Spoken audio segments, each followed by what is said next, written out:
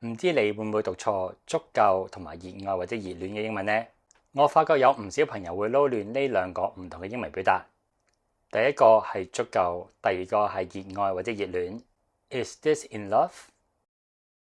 首先，足夠呢個英文字咧，有好多朋友會錯誤地將個 n 音成咗二嘅，即係會讀咗 enough 或者 in love。其實呢一個字嘅第一個音節咧係冇 n 音嘅，所以呢一個字咧有兩個好常見嘅讀音嘅。第一個係 enough。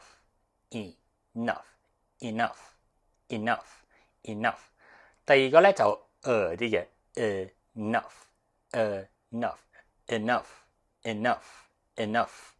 要注意 n 係一個鼻音，所以記住係 enough。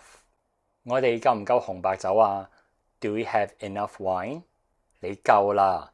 That's enough 或者 That's enough of you。 我諗你燜得唔夠耐。I don't think you braised it long enough。 而熱愛或者熱戀呢一個咧就反而唔係好多朋友會讀錯嘅。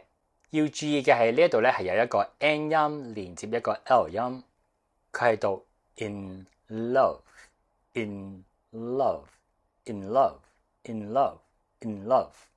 其中一個好常見嘅用法咧就係 in love with 某啲嘢或者一個人。We are in love with our new sofa。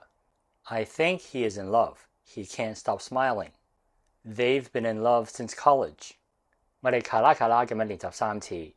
In love, enough, in love, enough, in love, enough。